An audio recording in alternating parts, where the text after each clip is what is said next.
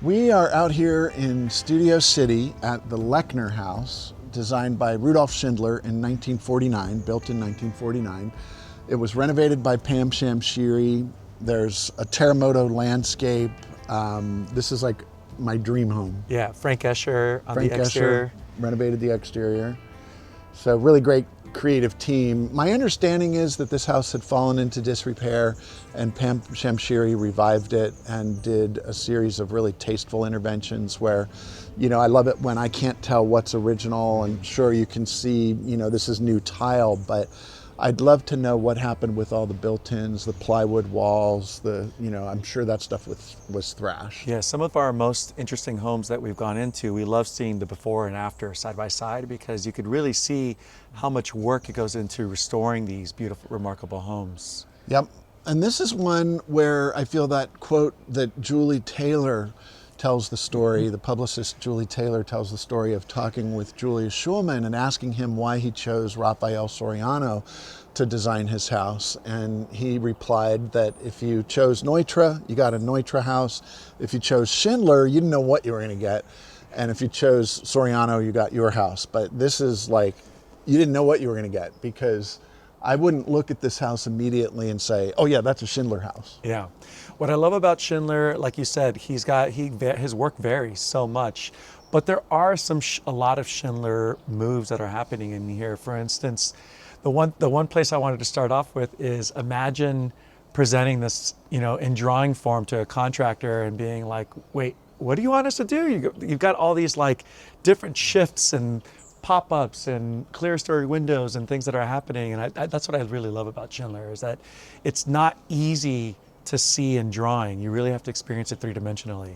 The space architect, he called himself a space architect. Yes. And it's really designed three-dimensionally, almost from the inside out. There are interlocking volumes and it's very grounded on the site.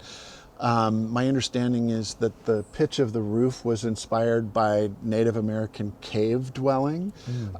When he left Chicago and his apprenticeship with Frank Lloyd Wright, he drove across the country and stopped in the pueblo in Taos, New Mexico, and was really influenced by Native American architecture. And so we see that here. There's this very elemental aspect to Schindler's work that is sort of like earth, air, fire, and water, and it's driven by these sort of ancient principles and yet executed in this completely modern idiom. Yeah. As soon as you enter into the door, you get hit with that immediate shot of the roof going up, and then it really is a connection to nature, because what we talk about, architects blurring the lines between interior and exterior all the time, and this one does it right from the get-go. It's like a painting. You're walking in and seeing this outdoors immediately. It's pretty spectacular. Yeah. So should we go in? Let's go in. All right, let's check it out.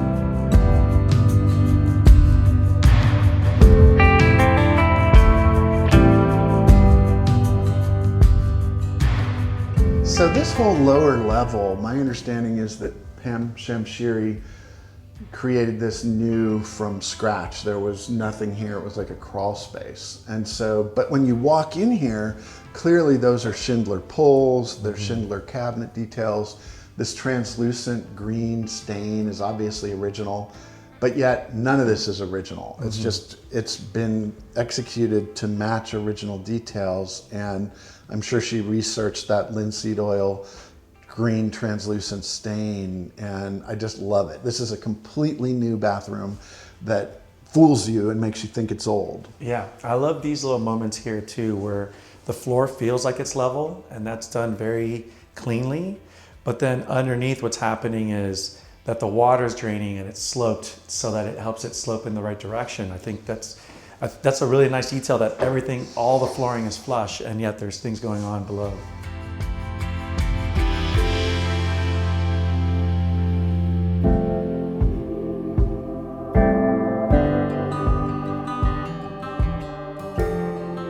Okay, so we're in the cave, We're back in the heart of the cave, where you've got this fireplace and hearth and the roof line popping up and looking out the mouth of the cave. And I walked in here and I'm like, okay, I can't articulate it. And then I pulled out my compass, and this is due south. lines up on this point, bisects this chimney, and hits this point. And so there are all these subtle geometries going on, which I just absolutely love. Yeah, I feel like the chimney's having a dialogue with this window here, because if you look at all these corners that are happening, this corner here, and then look at that corner that's lined up right at that window edge. I think, Schindler spent a lot of time on the job site. I mean, he was a sort of tool belt wearing architect that really loved to be on the job site to see things evolve. And you know what I'm really struck with in here is how it's like we're inside a piece of furniture. And so this whole home is like a continuous object. And so the interior relates directly to the exterior. And I mean, we're always talking about how we walk into these drywall boxes and there's a piece of built-in cabinetry stuck on the wall. In here, it's like you're in the cabinet or something. The whole house is made out of wood, and you've got these minimal structural elements that are, very post and beam, but they're eccentrically placed. And then all the walls are plywood, and they've got that translucent stain on them. And so in 1949, plywood was a revolutionary material. It was coming out of World War II technology. And so it's funny when we hear people will ask us, and they'll mispronounce the name Nutra. I want to buy a Nutra or a Schindler, and then you show them a Schindler, and they're like, what's up with all these plywood walls? And, that was a state-of-the-art material back in the day. I love that you just mentioned that, because if you look at all of the plywood, he was very thoughtful about orienting the direction of the grain all vertical. That may have been a supply thing, but I don't think so. I think it was a very much a creative direction. And that vertical orientation accents the height, so it kind of drives your eye up vertically and makes the ceilings appear taller than they are. And so in here, clearly this ceiling had been painted and it's been stripped back to its natural finish. These beams are in great condition. Maybe they were hand sanded as opposed to water blasted or sand blasted. And then, I'm sure the stain was recreated like we saw in the primary, that's not even the primary, that's like the lower level bathroom. It's so exquisite.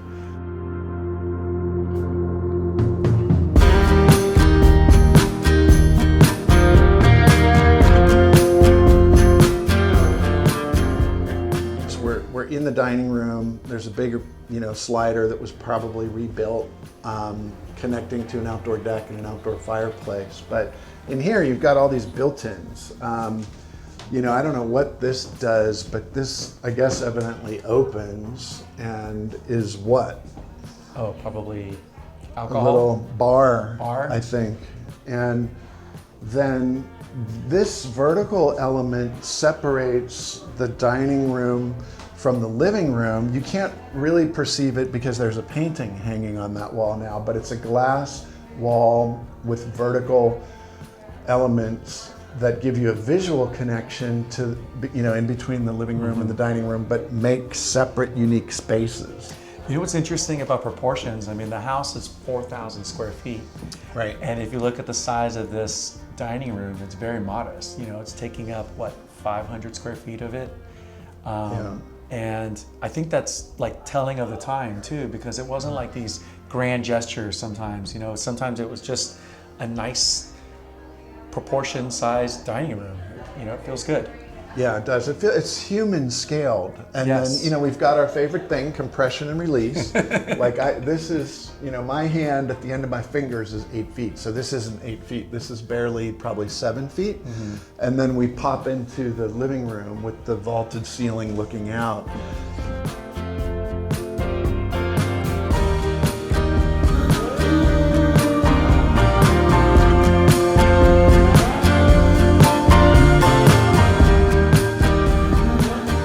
So I love this kitchen. I feel like I can't tell. I want to talk to Pam Shamshiri and ask her, is this a Schindler yellow? Did she research that, or is that her? Clearly that's a new countertop. We got the stainless steel integral sink, which I love. New European fixtures, new cooktop and hood, but yet the basic structure is all original, and you've got these original Schindler pull details on these cabinets, but these are sort of soft close cabinets, so they're all new cabinets, but they look original. Yeah, so now you have me thinking about our artistic license. So I'm looking at these lights. They're like, very Schindler light boxes. And they're in the hallway as well. Actually, as we walk down, you'll see them. But that has to be original, right? I think so. Certainly looks original. And then this built-in appears to be original with this pedestal support, but that's a new surface. And so that's where I think Pam Shamshiri is just the master, because this isn't a restoration, it's a combination of restoration and renovation. And what was Barbara Lamprecht's word? Rehabilitation. This is a rehab project where Pam Shamshiri has introduced new elements that are very compatible with the old, and it's hard to tell the difference between original and new. It's so sensitive and subtle.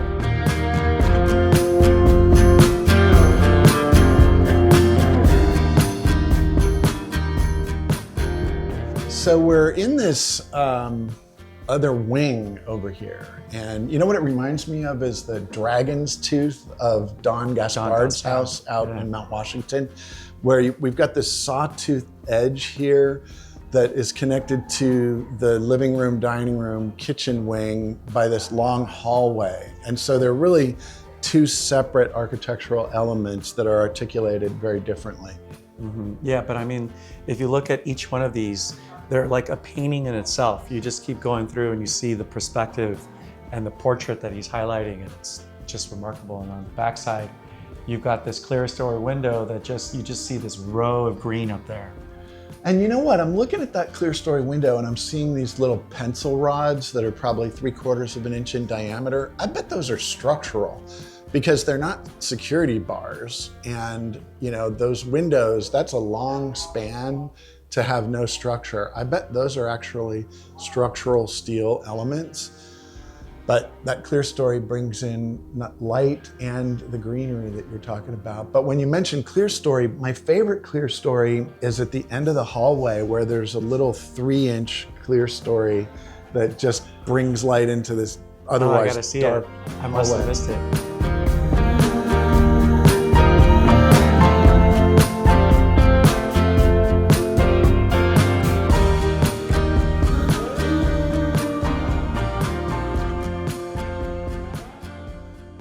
Well, this has been a treat. I'll tell you, I have seen this house once before, and every time I'm in here, I'm just awestruck, both with the original design, Pam Shamshiri's remodel, and the current owner's work with Terremoto and the pool reconstruction. They've just done an amazing job on this place. Yeah, this one really had the dream team on it, including Frank Escher, who helped on the exterior.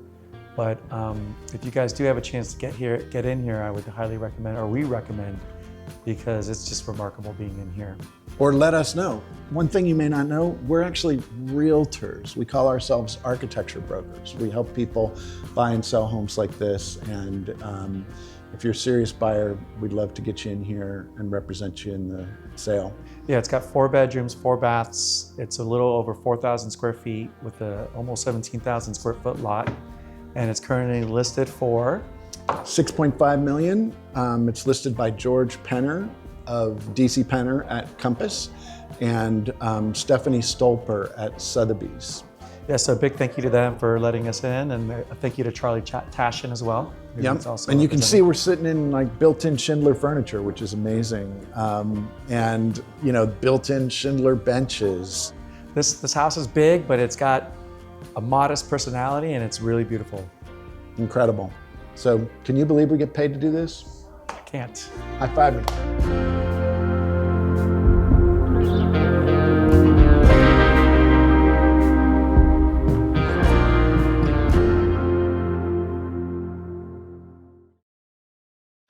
It's funny, I'm seeing this chair that I mentioned that actually came out of another friend's home originally on Waverly, the McCallman duplex. That chair was sold at auction, and I think we might have to throw that in your car on our way out of here. Take it back over to Larry. Yeah.